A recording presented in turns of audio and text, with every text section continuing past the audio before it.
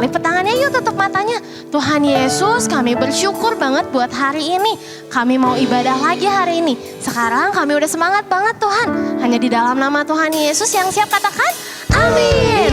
Oke, adik-adik yang semangat, kita mau kasih gerakan yang terbaik buat Tuhan Yesus, bisa? Bisa. Oke, kita mau loncat sama-sama ya. Siap. Jump, jump, jump into the light, light, light. Run, run, run away from what's not right. Jump, jump, jump out of the dark, dark, dark. Run to Jesus and give him your heart. Sekali lagi, loncat sama-sama. Jump, jump, jump into the light, light, light. Run, run, run away from what's not right. Jump, jump, jump out of the dark, dark, dark. Run to Jesus and give him your heart. Sekarang tunjuk Tuhan Yesusnya ya. He is the light. He is the light. He is the light. Betul-betul. Pintar, lagi, sekali lagi. He is the light. He is the light. He is the light. The light. Loncat sama-sama. Jump, jump, jump into the light, light, light. Run, run, run away from what's not right. Jump, jump, jump out of the dark, dark, dark. Run to Jesus and give him your heart. Sekarang tunjuk mama papanya di rumah. Katakan you are the light. You are the light. You are the light. You are the light. Betul-betul. Lagi ya. You are the light. You are the light. Sekali lagi. You are the light. The light. Loncat yang tinggi. Jump, jump, jump into the light, light, light. Run, run, run away from what's not right. Jump, jump, jump out of the dark, dark, dark. Run to Jesus and give him your heart. Bagus. Sekarang katakan I am the light. Tunjuk diri sendiri. I am the light. You are. You are the light. We are. We are the light. Untuk sama-sama. Sekali lagi ya. I am the light. I am the light. You are. You are the light. We are. We are the light. The light. Sekarang loncat sama-sama muter. Jump, jump, jump into the light, light, light. Run, run, run away from what's not right. Jump, jump, jump out of the dark, dark, dark. Run to Jesus and give him your heart. I give you my heart. I give you my heart. I give you my heart. I give you my heart. I give you my heart. Sekali lagi ya. I give you my heart. Kasih tepuk tangan buat Tuhan Yesus. Adik-adik, di lagu sebelumnya kita udah belajar kalau kita mau jadi terangnya Tuhan Yesus. Kalau mau jadi terang, kita sama-sama datang dulu sama Tuhan yuk. Kakak mau ajak adik-adik angkat tangannya. Kita mau datang sungguh-sungguh sama Tuhan. Kita nyanyi lagu ini sama-sama ya. Siap. Haleluya. Sama-sama katakan. Datang ya Bapa dalam kerinduan, memandang keindahan-Mu. Ku berikan segalanya, semuanya yang ada. Ku ingin menyenangkan hati-Mu, oh Tuhan. Sekarang kita ulang lagu dari ini di awal. Ku datang ya Bapa dalam kerinduan, memandang keindahan-Mu. Ku berikan segalanya, semuanya yang ada. Ku ingin menyenangkan hati-Mu, oh Tuhan. Jadikan aku indah yang Kau pandang mulia.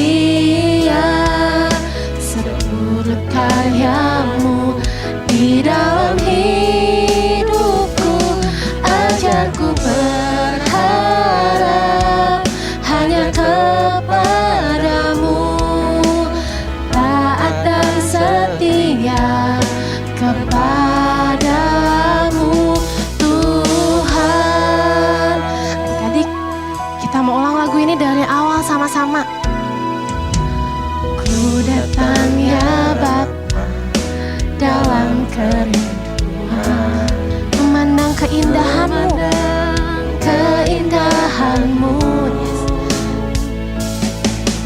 Ku berikan segalanya, semuanya yang ada.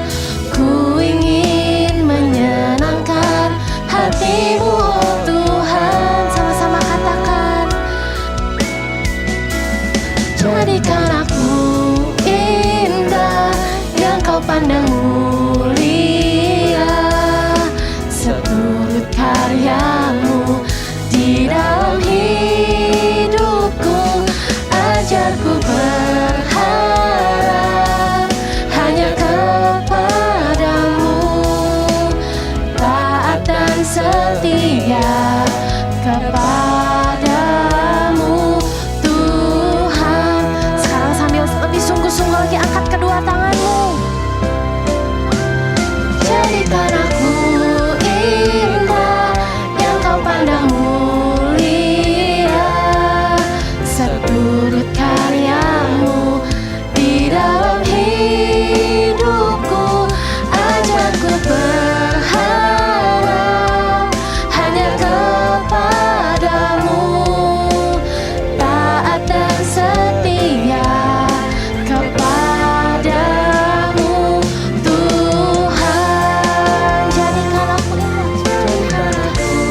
indah yang Kau pandang mulia, seturut karya-Mu di dalam hidupku. Ajarku berharap hanya kepadamu, taat dan setia kepadamu Tuhan. Katakan taat dan setia, taat dan setia, taat dan setia, taat dan setia kepadamu Tuhan. Kasih tepuk tangan yang terbaik buat Tuhan adik-adik. Lipat tangannya, tutup matanya. Tuhan, thank you buat hari ini. Sebentar kami mau dengar isi hati-Mu Tuhan, yang beracara buat setiap kami. Hanya dalam nama Tuhan Yesus, amin.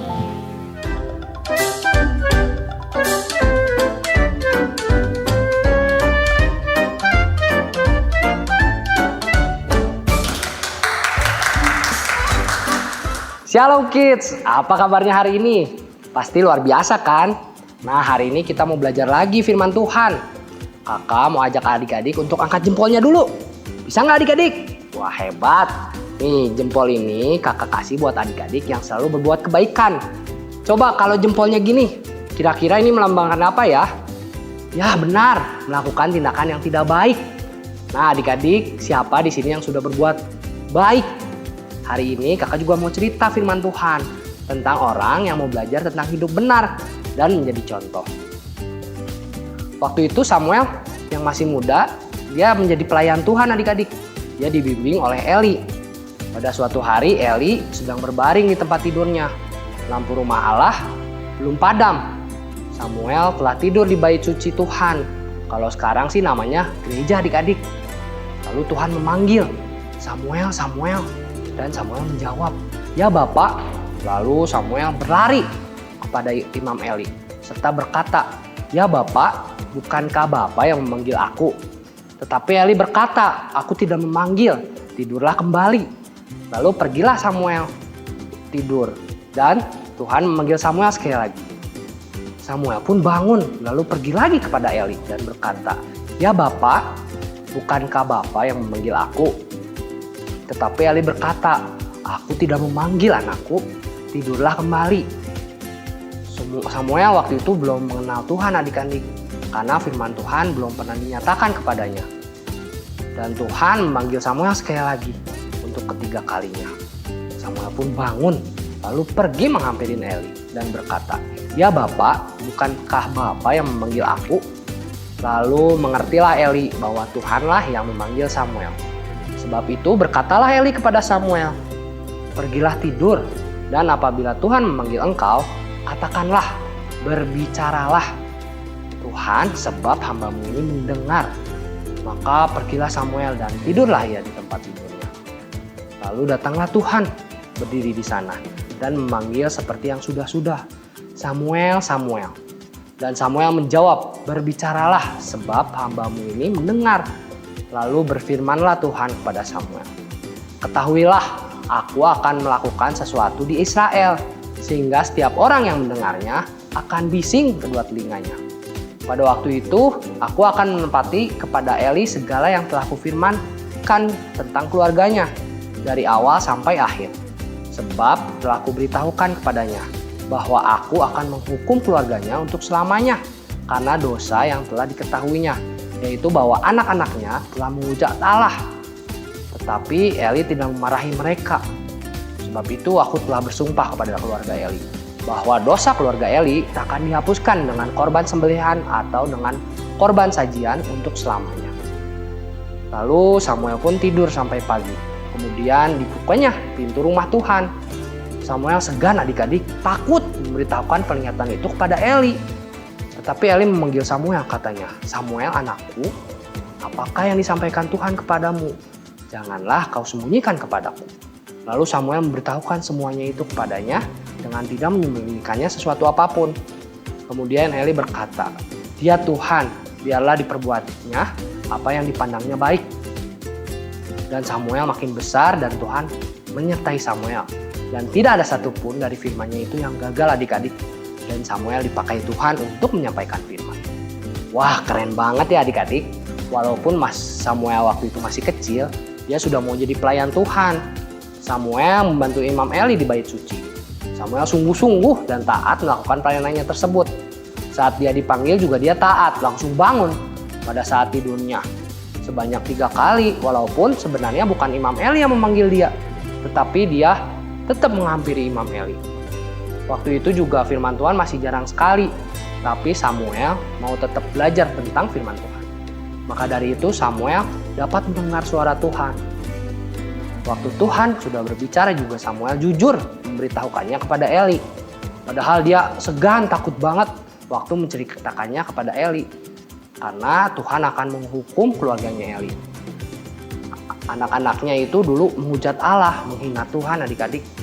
Nah, Samuel juga tidak mau ikut-ikutan melakukan yang salah. Tapi Samuel mau melakukan hal yang benar di mata Tuhan. Menjadi contoh untuk bangsa Israel untuk mengenal Tuhan lebih lagi. Nah, kita juga bisa jadi teladan loh adik-adik bagi sesama kita. Kita belajar untuk hidup benar. Waktu kita di rumah, di sekolah, di gereja, atau dimanapun kalian berada. Misal nih, waktu kalian di rumah, kalian membantu papa mama dalam beres-beres rumah nih. Itu bisa jadi teladan loh buat adik atau kakak kalian. Bukan karena ingin dilihat papa mama, atau mengharapkan hadiah setelah kalian selesai beres-beres di rumah. Tapi kalian melakukannya sungguh-sungguh dan tidak melakukannya juga dengan sepenuh hati. Kalau di sekolah juga kamu bisa jadi teladan loh untuk membela teman kita yang dibully. Kenapa kita harus bela teman kita yang dibully? Karena adik-adik tahu kan, kalau membuli itu tindakan yang tidak baik.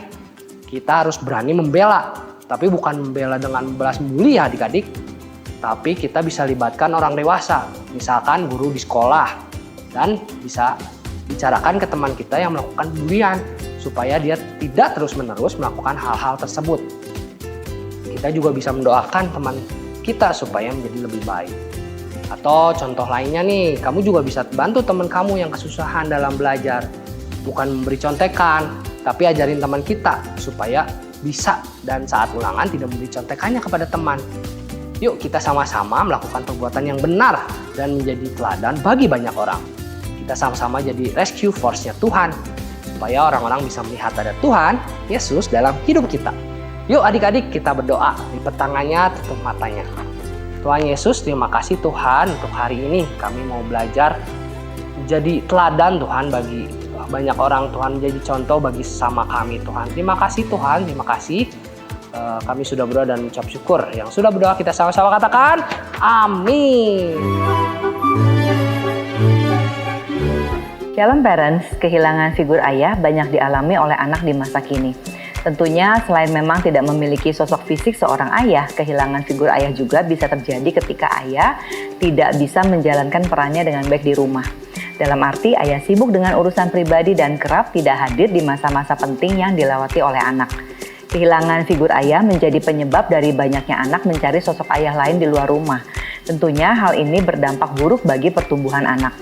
Menghadapi fenomena seperti ini, para ayah perlu kembali kepada peran sesuai dengan yang Tuhan rancangkan. Alkitab adalah buku panduan yang memberikan pengajaran tentang figur ayah yang terbaik dan peran mereka menjadi sosok terpenting bagi kehidupan anak-anaknya. Siapa saja mereka? Yang pertama adalah Nuh. Sebagai seorang ayah, Nuh bertindak melindungi keluarganya. Dia adalah contoh ayah terbaik karena cara hidupnya yang setia melayani Tuhan. Nuh memang seorang pria yang jauh dari sempurna, tetapi ia memiliki kerendahan hati dan berjuang melindungi keluarganya.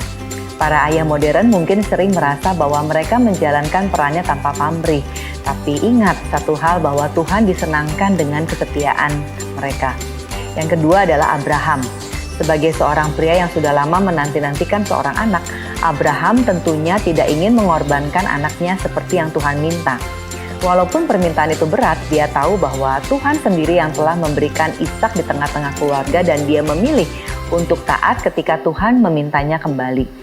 Namun rupanya Tuhan sedang menguji iman Abraham dan Tuhan membiarkan Ishak hidup dan semakin mengasihi Abraham. Ada banyak ayah di masa ini yang mungkin menghadapi tantangan besar untuk setia kepada Tuhan di dalam iman. Namun saat mereka mau memegang teguh imannya, maka hal itu akan menjadi warisan terbaik yang bisa dipelajari oleh anak-anaknya. Tokoh yang ketiga adalah Musa. Musa adalah ayah dari dua orang anak yaitu Gersom dan Eliezer. Dia juga berperan sebagai figur ayah bagi orang Israel saat mereka melarikan diri dari perbudakan Mesir. Musa mengasihi bangsa Israel dan mengurus semua kebutuhan bangsa tersebut selama 40 tahun di padang gurun. Musa adalah contoh sosok ayah yang mampu membimbing anak-anaknya untuk mengatasi persoalan demi persoalan hidup. Ketaatan dan keteguhan iman Musa bisa menjadi teladan bagi para ayah masa ini. Sosok ayah yang keempat adalah Daud. Daud adalah sosok yang tidak sempurna. Sekalipun ia pribadi yang dikasihi Tuhan, namun ia tetap jatuh ke dalam dosa. Teladan bagi para ayah dari seorang Daud adalah Daud berani mempertanggungjawabkan dosa-dosanya. Ia meminta ampun kepada Tuhan dengan hati yang hancur. Tokoh ayah yang kelima adalah Yusuf. Yusuf mengambil peran sebagai ayah sekaligus pelindung bahkan saat Yesus masih dikandung oleh Maria. Meskipun saat itu merupakan saat yang sulit bagi Yusuf karena ia jelas-jelas tahu bahwa Yesus bukanlah anak dari darahnya sendiri. Yusuf sanggup memposisikan diri sebagai ayah yang baik. Dia mengasihi dan menjadi ayah yang selalu ada untuk Yesus dan membimbing Yesus belajar banyak hal.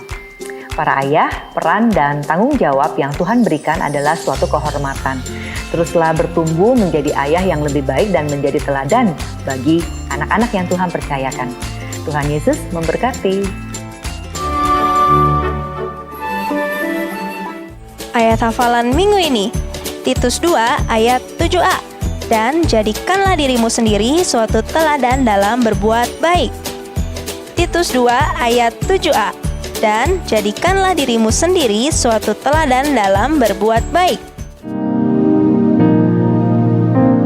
Tuhan Yesus, urapi kami semua jadi anak-anak yang menjadi teladan dimanapun berada, di rumah, sekolah, di gereja, supaya kami memuliakan nama-Mu.